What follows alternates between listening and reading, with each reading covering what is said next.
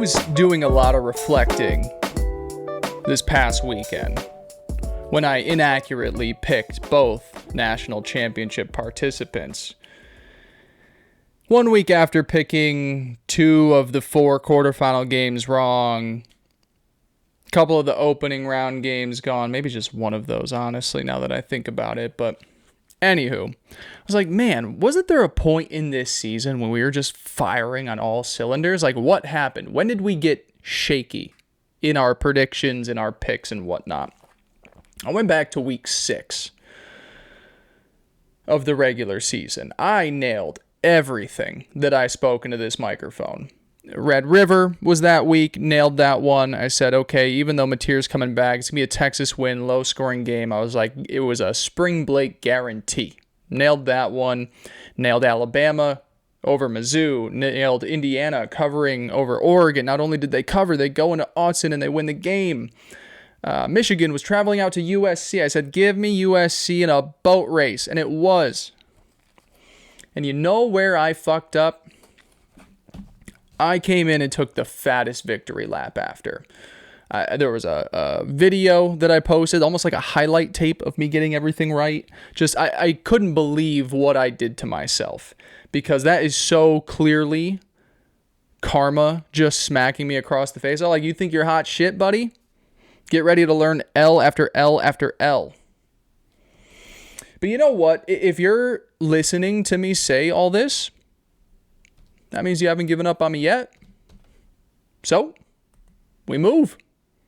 Welcome into the Spring Blake College Football Show. This is your favorite ball knower's favorite ball knowing show. Today is Monday, January 12th. Just one game stands between us and the dark, cold, unknown world that some people like to call off-season. I can feel the seasonal depression starting to kick in. It's staring at me in the corner of this room, just waiting. Hey, buddy, you know you got 2 games left before the season's over. I'm going to get you. Seasonal depression is ready to attack when this thing is all done. But I'm going to try my best to get us through it together. On today's show, we have got plenty to discuss. We'll go back a few days, take a look at both semifinal games, which has now given us our Indiana versus Miami national championship. I've got some thoughts on the current power struggle between the SEC and the Big Ten, something that has been a hot button topic over the last few days, last few years, honestly, if you're on the Big Ten side of things. And I don't know if you've heard me say this before once or twice or 3 times, but the transfer portal is on absolute fire. So we'll get into all that. We'll have a lot of fun while we do it. Before we get started, got to ask every single one of you to please continue supporting this show. Now, if you're here for the very first time, welcome. My name's Spring Blake. This is a college football show. You do the math. If you are watching on YouTube, please like the video. Please subscribe to the channel. Comment, interact. Just say hi. You don't even have to. Just type in HI, comment, send. Poof. Pretty easy. Big subscriber jump over the last couple of weeks on the YouTube. I appreciate you guys for popping by and choosing to stick around. I don't really get much insight on the podcast, but if you are listening, Spotify, Apple, wherever you get these shows from, please do the same. Please leave a 5-star review, subscribe to the channel, and head over to our socials at SpringBlakeCFB. That is both Twitter and TikTok. I'm going to take a quick look at this computer because I'm not sure that it's getting my audio. If it is, then we'll continue marching on.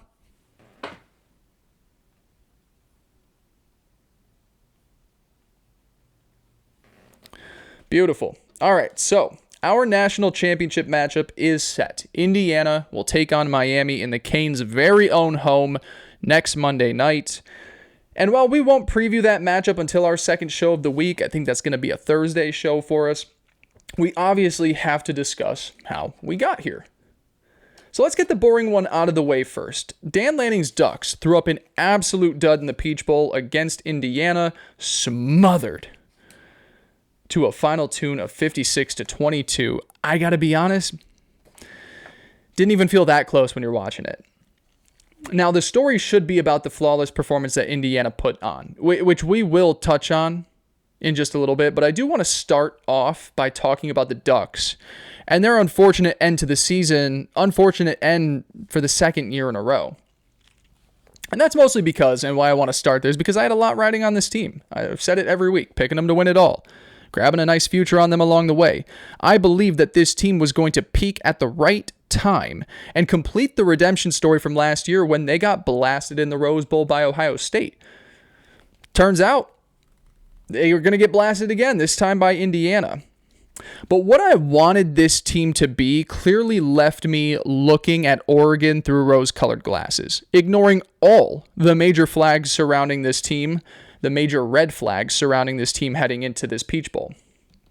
I ignored the fact that the stable of Oregon running backs, a group that needed to be the strength for the Oregon offense in that game, was torn apart over the last few weeks, so much so that in the days leading up to the game, defensive backs and linebackers were taking snaps at tailback just to see if they had any juice to fill out the room.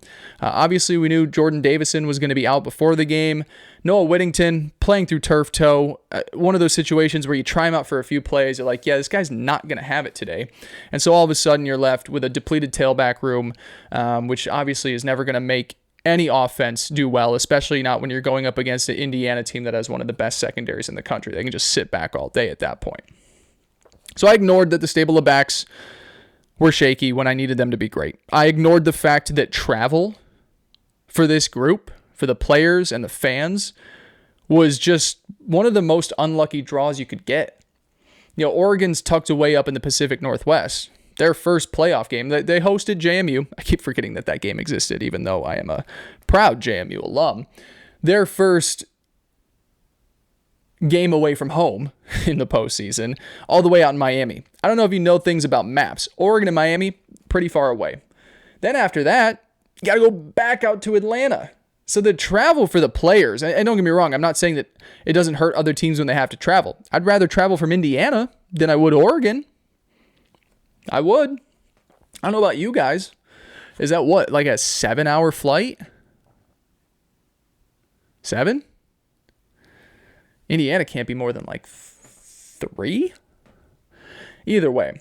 And it's not just something travel for the players. Like, think about the fans. You know, when you heard those teams come out of the tunnel Friday night, Indiana and Oregon, and you heard the sheer volume of that stadium for the Hoosiers, and then you heard the equal boos for Oregon, you're like, okay, this doesn't feel fair. This feels like a road game for the Ducks, and it so very clearly was. That stadium was 85%, 90% Hoosier fans. So I ignored the travel as well. And look, I kept saying this offense was going to peak in the playoffs. I was something that just never came to fruition. Now, there are a few reasons why. One of them being that Evan Stewart never came back. You know, from the day that Evan Stewart got hurt in the offseason, it was like, okay, yeah, he probably's not back for the regular season, but you can get him back for a playoff run. He'll be ready by then. He obviously was not. And that impacts the receiver room as a whole. And then it also impacts the receiver room when DeCorian Moore, who took on the role as the lead receiver in the early parts of the season, he gets banged up midway through the year. He comes back and he's just not 100%. So your number one guy never made it on the field the entire season. Your number two guy that stepped up into that lead role got dinged up and never came back to himself. And all of a sudden, your wide receiver 3 and 4 need to do the jobs of 1s and 2s. And when that happens, it's not too easy to work with. No matter how good Dante Moore could have been on that day, his playmakers were at a talent deficit compared to the Indiana secondary because his top 2 guys weren't what they needed to be. One of them wasn't even on the field. So you've got all that going against you. And then, oh wait, Will Stein also splitting his time between calling plays for the Oregon offense and also trying to rebuild a Kentucky program. I mean, how many times do you think a week that guy was traveling from Oregon to Kentucky and back and forth? It's a really tough job when you're dealing with something like that. And then you also mentioned that it's not just Will Stein, but their defensive coordinator, Tosh Lapoy, is doing the same thing at Cal. All of a sudden, there's Oregon almost fell victim to the college football structure. They almost fell victim to this system now with the coaching staff where, I mean, if you want to talk about like college football playoff manifestos, when we move forward in this sport, if you are a team that is dealing with a coordinator loss or even 2 that have gone on to coach at other places, I'm not going to put my faith in you because it's shown throughout the playoffs that's really hard to manage. And look at the two teams left standing. Indiana, they got both their great coordinators wrapped around. Miami has the same with Shannon Dawson and Corey Etherman. So Oregon just had a lot going against them into that game. And you know, I think I said it on the show, so hopefully you didn't take my word and went and bet the money on it. I said that I'm just going to ride with a special performance from Oregon. That I thought that they had a lot going against them. I think I mentioned that fairly. I picked the Ducks out of my heart. And, yeah, it's just a lot to deal with. You know, at any point of the season, let alone in Game 15. And that's why we're sitting here. Ducks bounce from the playoffs, second year in a row. Pretty disappointing ends to both years as well. Because of that, because it's, you know, consecutive seasons where Oregon has high expectations, and then the first time they go up against, like, hey, this is the moment, they get destroyed. It's led to a lot of meanies on the internet last few days as it pertains to Dan Lanning. I think Dan deserves some criticism. Obviously, you know, 2 playoff games, you lose, I think it was like 56 to 22 in this one. In the Rose Bowl, they lost by 20 the year before. So 2 blowout losses in your biggest games of the year. Like, criticism is deserved, but not nearly to the extent that he's been given right now. Like, let's not ignore the fact 4 years as a head coach, he's 48-8. 5 years as a head coach. That math doesn't work out right. 48-8 record in his career. That is one of the best starts to a head coaching career that you could ask for in this sport. He's got a Big Ten title. He's got 2 playoff appearances. Like, things are going great in Oregon with Dan Lanning. But those 8 losses, they loom large. Average margin of defeat is over 2 touchdowns. It includes losses of 34, 20, and 46 points. And he's got a rematch problem over the last few seasons. You know, in 2023, he lost to Washington, Kalen DeBoer's team in the regular season. He also lost the rematch in the Pac-12 title game. 2024, he goes and beats Ohio State in Autzen in the regular season, gets blown out in the Rose Bowl like I mentioned. One thing about that, if you think about that game that he lost to Ohio State, Will Howard, quarterback at the time for the Buckeyes, he took a knee too late. And because of that, the Buckeyes couldn't kick the game-winning field goal. Difference of a couple of seconds there, Ohio State wins that game. And then this year, they obviously lose to Indiana by 10 at home, get the doors blown off them in the Peach Bowl. That right there, the rematch issue, it's a tough look for a man who's touted as one of the best motivators in college football. You know, with Dan Lanning, we always see the speeches. You see his ability to recruit, to retain players. Like, there's no denying that he is one of the best in this sport at connecting with the players and also firing up a locker room in important moments. And that makes the highs at Oregon look amazing. Like, the coolest story over the last few years was his fiery speech, in the locker room before that game against Colorado. Like, they're just here for clicks. We're here for football. They go and win that game by 36. You're like, hey, that's a cool Dan Lanning moment. Or, he did the slash the throat against Penn State this year. Now, obviously, Penn State came back to send it to overtime. But, like, he has these moments where you're like, God, how would you not want to play for this guy? But if those moments only come against competition that you're supposed to be better than, and then your team turtles against the Indianas and the Ohio States of the world, what's it all worth? What are those cool clips worth? If when it comes to facing up in your biggest games or in your games of revenge, you lose every single time. Now, the part of the conversation I won't partake in is people doubting his abilities as a head coach, questioning his placement amongst the best coaches in the sport. I still believe he is one of the top 5 to 6 coaches in the game. Have I taken a little bit of a step back? Well, yeah. But yeah, you still have guys like Kirby. You have a guy like Kurt Cignetti. Like, there are coaches that I have above Dan Lanning now. I said he was my favorite in the middle parts of the season. He might still be my favorite just because of the clips. But there's some obvious flaws to point out. But at the end of the day, 48-8 is 48-8. You don't question results like that. And then if Indiana goes on next week and beats Miami, okay, Oregon lost in the postseason to the national champions and then the national champions. Like, I can excuse that. Again, I think it's fair to be upset about how this team looked in big moments over the last 2 seasons. Certainly something that needs to be elevated next year and beyond for this team. But keep this in mind when you're trying to clown Dan Lanning or help any somewhat new head coach in this sport. Dan Lanning is still 13 years younger than Nick Saban when Nick Saban won his first national championship at LSU. Dan Lanning could go an entire decade without winning a national championship. And if he wins it a decade from now, he'll have won his first national championship 3 years before Nick Saban had. There's 136 teams in this sport. Only one of them gets to win a title each year. Dan Lanning will get his, I'm sure of it. And maybe these are the moments and the lessons learned along the way to eventually get this Oregon program to the promised land. We're so quick. We're so quick to bash guys. 48-8, Big Ten title, 2 playoff runs, 1 number 1 overall seed, 39 years old. Let's relax a little bit. Let's relax. To flip things over to the victor, I know we've beaten this horse dead all season, but Curt Cignetti in Indiana continue to defy everything that we're supposed to know or believe about this sport. Indiana's now 23-1 over the last 2 seasons. It's also not like they're beating up on a bad conference. It's not like they're doing that in the ACC or the Big 12. Like, this is the Big 10. I heard a stat earlier today that when Indiana runs the football at a clip of 4 yards per carry or higher, they win by an average margin of 25 points. So if you just get an average running performance, because 4 yards per carry is average. If you run it at 4 yards a carry and you're Indiana, you're winning by 25 points. That is insane. Watching that game, I felt this take forming in my belly when I was watching it. And then I went back and watched the highlights again earlier today before we recorded this show, and it still rang true.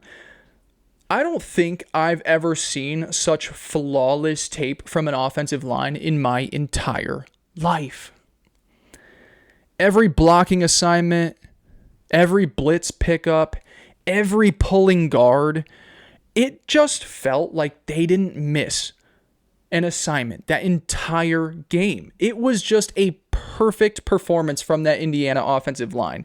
And it's not like that's something that's an aberration. Like, this group has been phenomenal all year, but every play that took to the outside and you had a pulling guard, it was like, okay, well, he picked up his guy, and he also picked up the second guy at the next level. Everything was flawless from that group. Mendoza now has 8 touchdowns in the playoffs, 5 incomplete passes. Silly production in 2 games that are supposed to be against the best competition you face at this point of the year. This is the playoffs. This isn't playing Georgia Southern in week 3. This is Oregon and Alabama. 8 touchdowns to just 5 incomplete passes is silly. There was a moment in this game, Oregon throws the pick 6, really bad start. And then they go on and they march down, touchdown drive. You're like, okay, this is going to be back and forth. From the second that Indiana got the football for their first drive, it was a wrap. How easy it looked, both on the ground, both through the air. You knew Mendoza was on his game because he was hitting a couple of passes right on the money. It's like, okay, this thing is going to be over. There's no stopping this machine tonight. It was never in doubt. Anything else from this game? I keep coming back to this when we talk about Indiana. I don't know what more I can say. Outside of, it's one of the most remarkable things I've seen on a football field. It's truly one of the coolest stories in terms of where a coach was 2 years ago, where a program was 2 years ago to where they are now. It's one of the best transformations. It'll go down in history as one of the greatest accomplishments we've ever seen. And I say that even without a national championship. If they lose to Miami next week, I don't sit here being like, yeah, it was all a fluke. This is unbelievable. Very cool to be a fan in all of this and just observe it and enjoy it. Obviously, I've got my Curt Cignetti attachment from JMU and a lot of the players on the team. Like, it's so cool to see, but just an incredible story for the sport. So hats off to Coach Sig, hats off to Indiana, even though you made for an incredibly boring game on Friday night, of which I cannot say the same for Thursday, however. Ole Miss and Miami deliver on a fantastic Fiesta Bowl. Carson Beck punches the Canes' ticket to a national title berth on a 3-yard scramble with 18 seconds left. Chambliss, not to be outdone, gets one shot in the end zone. It falls incomplete as time expires. Canes win and move on. Final score 31-27. Now, unlike the Peach Bowl, this game kind of went the way I thought it would through the first half, through the first 3 quarters. I told you that we could be sitting here and the Canes are just dominating the time of possession. They're running up the plays. But because they're settling for field goals, or because Ole Miss, catches lightning in a bottle, we'll reach halftime and this thing is all close. Well, Ole Miss was held to -1 yard in the first quarter. Miami had drives of 13 and 15 plays, just 1 3-and-out in the first half. But despite all that, it was a 17-13 ball game. And I mean, even look at the final box score. It reads like Miami should have won this thing by 20 plus. Total plays, Miami 88, Ole Miss 60. Time of possession, Miami 41 minutes and 22 seconds, Ole Miss 18 minutes, 38 seconds. Third and fourth downs, Miami 13 of 21, Ole Miss 2 of 10. Miami dominated this football game, but because this Ole Miss offense is lightning in a bottle, they found scores on 3 consecutive second half drives. They took a lead with 3 minutes left and were one stop away from a national championship berth. But that was too much time left for this Miami crew. It ended up being. As I said during the preview show, this was a group that was more than capable of lulling the game to sleep because their size advantage. And that was exactly what they did on the final drive. 15 plays, 75 yards, chewed up the final few minutes of the clock to make it as improbable as possible that Ole Miss would find a way to respond and get into the end zone. And because of that, Miami's got a date next Monday with Indiana for a chance to hoist a national championship trophy. A remarkable run for a group that was on the very fringes of making the playoffs to begin with, leaving no doubt since then over whether or not they deserve to be in. This Miami group has such a strong conviction in who they are. I feel like a broken record when we talk about Indiana and Miami because it's just so consistent. They never strayed away from the plan or even panicked when things weren't going their way late. It was crazy to have to ask this Miami offense to need a game-winning drive when they were outpossessing their opponent by over 20 minutes. But it's not like Miami flinched in that moment. The Canes continued their brilliance on the ground all day. Mark Fletcher, 133 on 22 carries. Chamar Brown added in 54.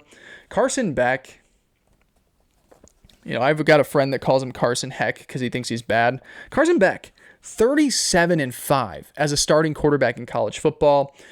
More of the same, did everything that you needed him to. 23 of 37, 268, 2 touchdowns, did have a pick, but they're just playing a perfect blend of complementary football and offense. The ground game's going. Carson doesn't have to do too much. They've got playmakers to create after the catch, and then the defense smothers when it gets the chance to. And now, Miami, the model of staying true to who they are, will go up against the only other team that's resembled the same consistency and poise all season. Should be for a really interesting game. We're going to preview it in a few days. I haven't done the deep dives on whatnots, but both of their styles kind of play into the same type of game. So it'll be really interesting to see the technicality aspect of Indiana and how everything is so clean and crisp. How does that fare when you go up against a team that is just, they do that, but they also have just such size and physicality to them? Going to be for a really, really fun game. For the loser, it's hard to ask much more from Ole Miss, especially on offense in this game. They were up against a different kind of beast in Miami where you knew that you weren't going to get that many chances. When you got the ball, you were going to have to make something happen and have it happen quick. The defense, we'll talk about a little bit later, it hasn't been there all season. So you knew that you were going to have to be very efficient with your opportunities. And, look, they were still one play away from getting the job done. The flamethrower, as I like to call him over the last few weeks, Trinidad Chambliss.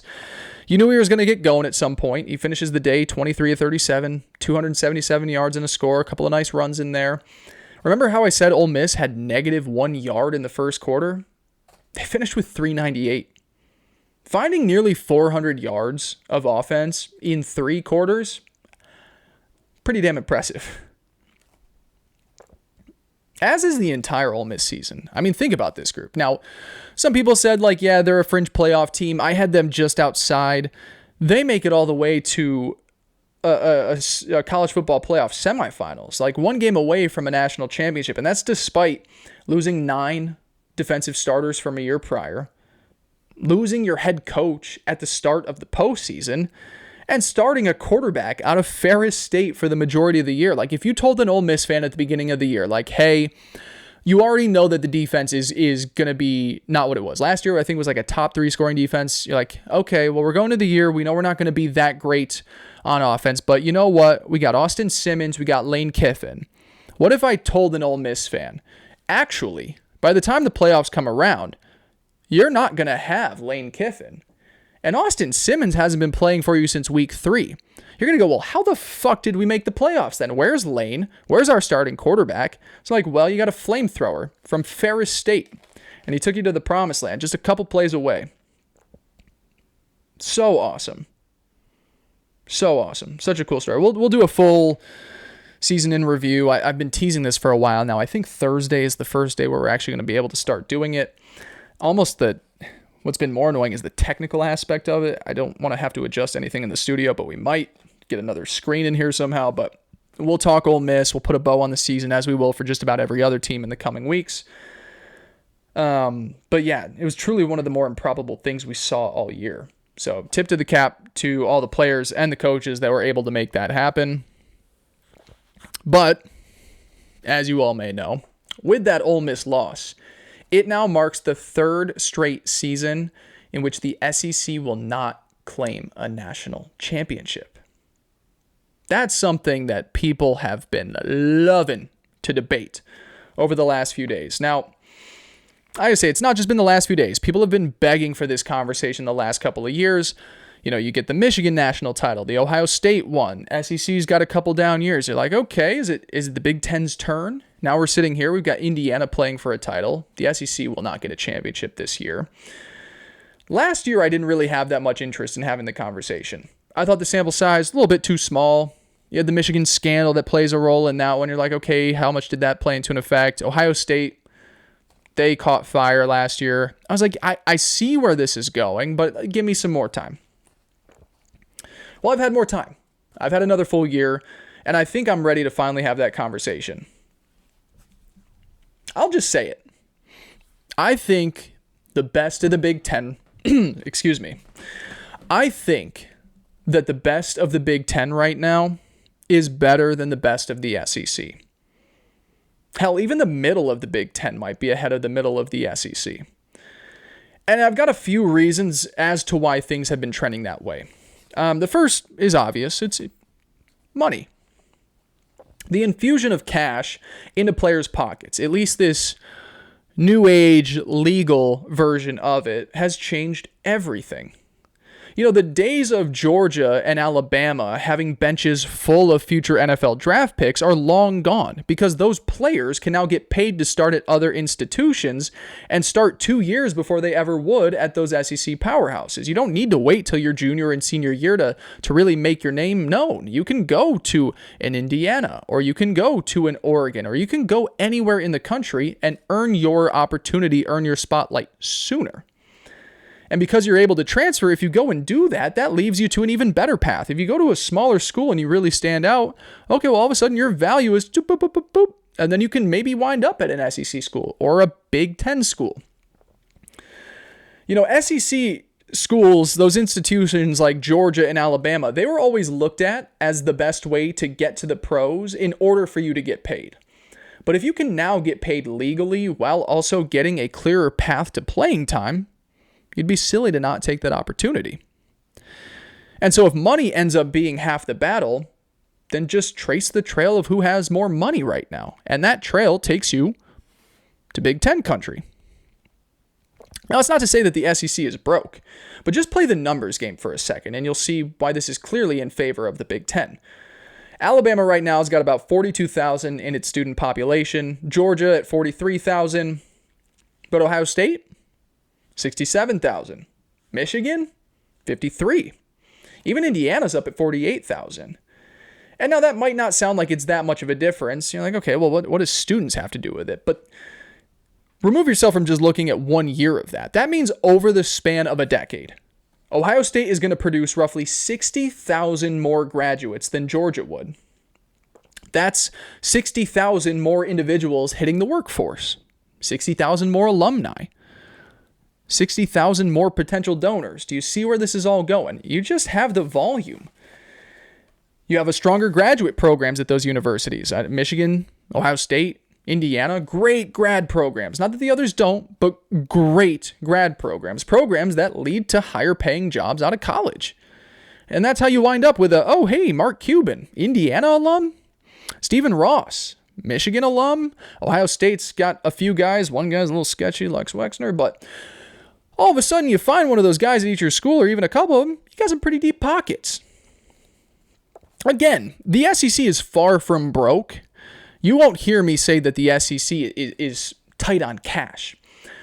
But the sport turned into an arms race a few years ago, and the Big Ten was always going to have an early lead when it got to that point because of sheer volume. They have that advantage over some of these other schools in the Southeastern Conference. Now, that's not to say that I think money is the end-all be-all. There's more to it than just that. But what money has done is it's changed the way that you're able to build out your roster, which in turn has kind of led to the second shift I'm noticing. And that surrounds what type of head coach you have leading your program. When this sport was all about Alabama and Georgia loading their roster with waves of future NFL starters, the plan was pretty simple.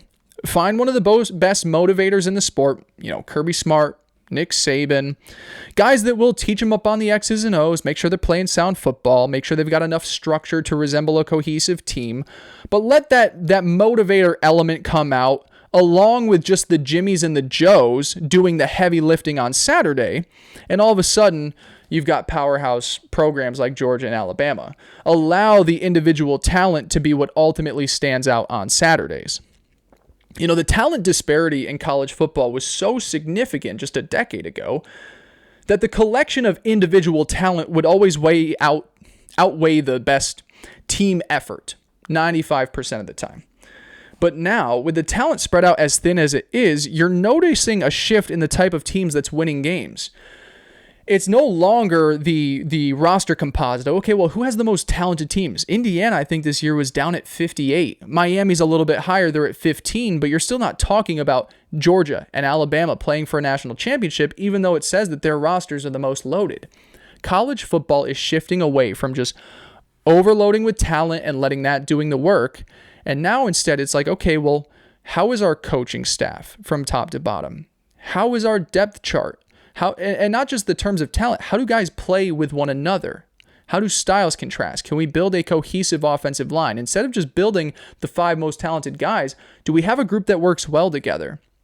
Do we have waves of pass rush where it's not elite talent, but we know that we get this collection of 4 up front, it's going to be a mess. We know we get this collection up front, it's going to be a mess. Coaching and roster construction are so important now in this sport and so different than just like, let's load up on talent. And because of that, I think you're starting to notice some of these Big Ten teams take a jump over the SEC because the SEC has always been focused on recruiting rankings. It's always been like, well, what's this guy rated? How is he? Oh, he's the number 1 quarterback prospect. Oh, okay. Yep, he's ours. Okay, it's the number 1 defensive tackle prospect. Yep, we'll take him too. The SEC for so long has been focused on roster talent, roster composite recruiting rankings that they've just tried to load up with talent instead of building a team. And the issue is, now that money can be had wherever you go, what stands out are the most cohesive teams. What coaches are giving the best schematic advantages on a day-in, day-out basis? Which teams are coaching up their players on proper technique, on fundamentals, better than just, hey, we've got more talent. There's a shift happening. The motivators are still super important in this sport. You're not going to hear me say that I'm slandering guys like Kirby or Dan Lanning or any of these other guys that are like the hoorah-rah. But what I am noticing is that if you are a coaching staff that is built from top to bottom, where it's like, okay, we have one of the best offensive coordinators. We have one of the best defensive coordinators schematically that are teaching the fundamentals of this sport and playing within your structure. That is outweighing talent, because talent at Georgia and Alabama is not what it ever was. So how are you going to beat teams that are not as talented? By just being more fundamentally sound, more technically sound.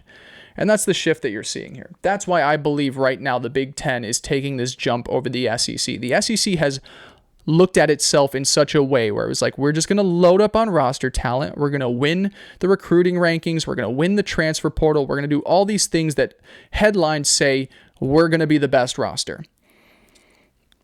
But now that things are spread out a little bit more, it's all about the collection of players playing as a team. It's not just individual talent anymore. And that's where we're at. I think it's taken over. I think the Big Ten right now is ahead of the SEC. Now, the one note I'll say is, I think from top to bottom, I'm taking the SEC. I think the bottom of the Southeastern Conference is a lot better than the bottom of the Big Ten. The bottom of the Big Ten, where you get, your Purdue's, sometimes your Northwesterns, your Rutgers, some of those teams, Maryland at times, like the bottom of the Big Ten is way worse than the bottom of the SEC. But the top and middle tiers from those two conferences, I'm giving the edge to the Big Ten right now. And the results, we've got 3 years of it now. We got 3 years of the SEC taking a step back and the Big Ten looking pretty damn special. So that's where I think that's headed. Should make for a very interesting case study over the next few years. But yeah, I think money's playing a huge role into that. And then I also think that the way in which you try to build out your coaching staff and roster are playing a huge role in it too. And I think the Big Ten is being quicker at reacting to that. And the SEC is stuck in the way that they've always done things for the last couple of decades. So might have rambled there. We're going to take our one TV timeout. We got some transfer portal stuff to talk, but I need some water and to make sure that this camera's still on. Balake. Where is Balake at? All right, I think I got a little word vomity over that last segment, so we're going to try and slow things down. If I was speaking a little fast, and I'll know because I'll go and listen through before we post this, set that timer down to like 0.75 speed. Go back and re-listen. Hopefully I made more sense than I did at normal speed. We're going to finish today's show with the transfer portal. Transfer portal is going absolutely insane so far. To me, the biggest story since we last spoke was Texas got it done in a big way. They land Cam Coleman, wide receiver from Auburn, best available wide receiver in the transfer portal. Cam Coleman now goes from Peyton Thorne and Jackson Arnold to Arch Manning. And the Arch Manning that we saw the second half of the season makes sense why he ended up landing in Austin. I know he took a look at Texas A&M. I know he took a look at Texas Tech. USC was in the running for a little bit. For Cam Coleman, the best path toward a successful season before the NFL draft was hitching your wagon to the best offensive system and the best quarterback. And Cam Coleman did just that. Arch and Sark are going to be a phenomenal trio leading the way. And it's not just Cam Coleman. Cam Coleman and Ryan Wingo all of a sudden are going to make for one of the best wide receiver duos in the country. So you've got a really nice upgrade there at the receiver position for this Texas offense, for a group that got much better play out of its quarterback as the season went on. And that Cam Coleman signing sparked another massive signing. Hollywood Smothers, tailback, who I really complimented Alabama for this past Thursday because he committed to Alabama, flipped. He will now be tailback at Texas. He joins another talented running back that also, I can't remember his name right now, chose to transfer to Austin. But all of a sudden, you've got two really talented tailbacks, the best available wide receiver. I think you also landed one of the best linebackers in the sport. Texas did a really nice job of patching together some holes where we knew this group was talent deficient at the playmaker positions this past season. And some of that might come down to poor play calling, quarterback not having it for the first half of the season. But at tailback and wide receiver, I thought that this group was significantly let down.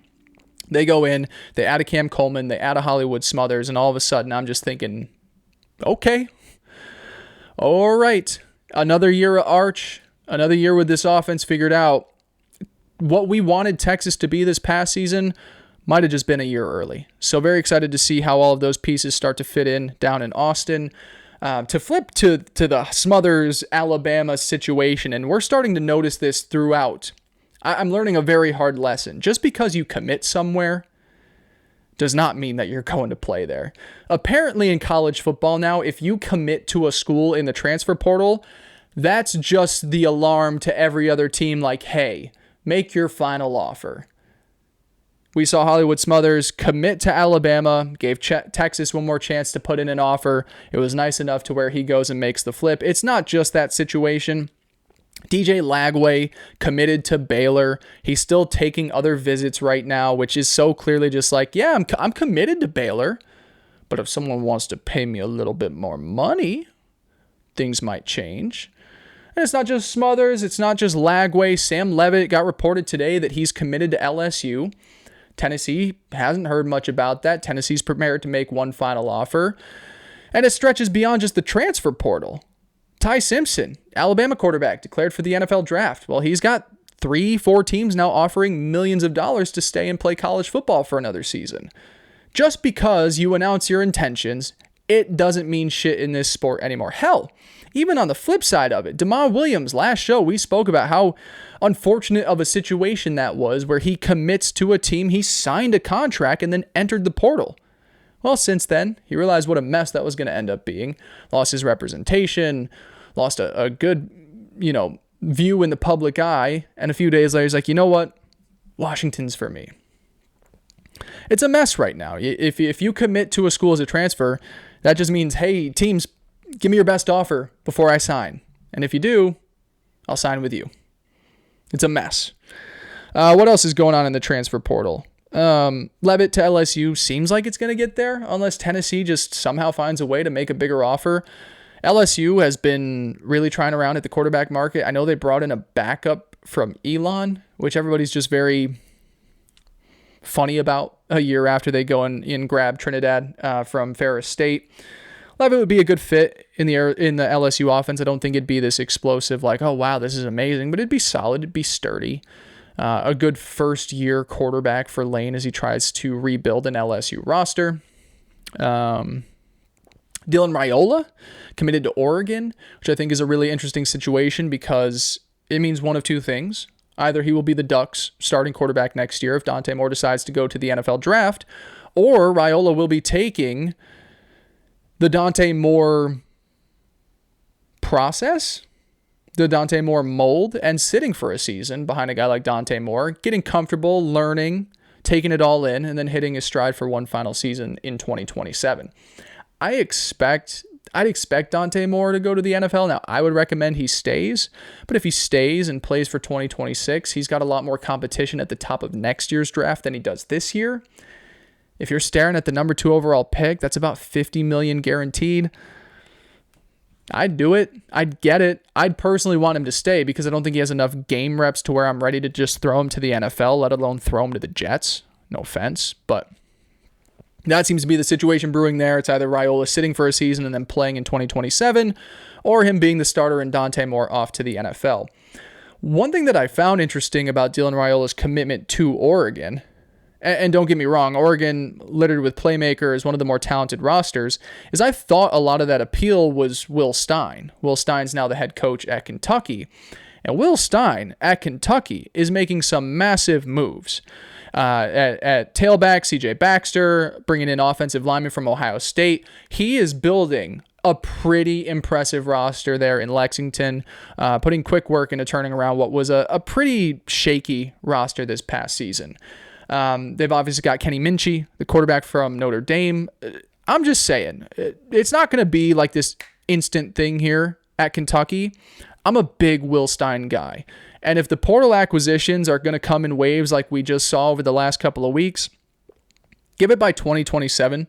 That's going to be a damn good football team. I'm a very strong believer in Will Stein.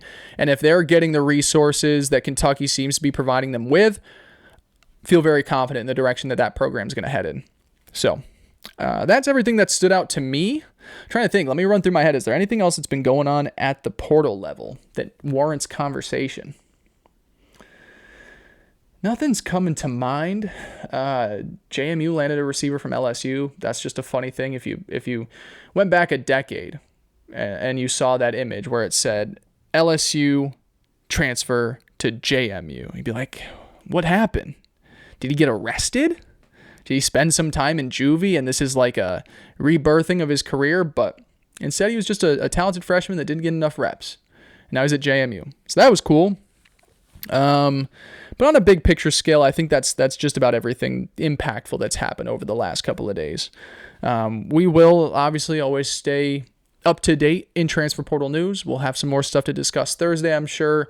We'll preview the national championship, and we will also start doing. So we're going to spin a wheel for a TBH and rate from programs. That's going to be the way we tie a bow on the regular season. Thank you guys for supporting this show. Again, if you're watching on YouTube, like, subscribe, support. Spotify, Apple, 5-star review, subscribe to the channel. We'll be back Thursday to do all that. We'll be back the following Tuesday to wrap up the college football season. I'm sad, but I'm excited that you'll be here with me. Until then, I love you, I appreciate you, and I'll talk to you in a few days. Peace.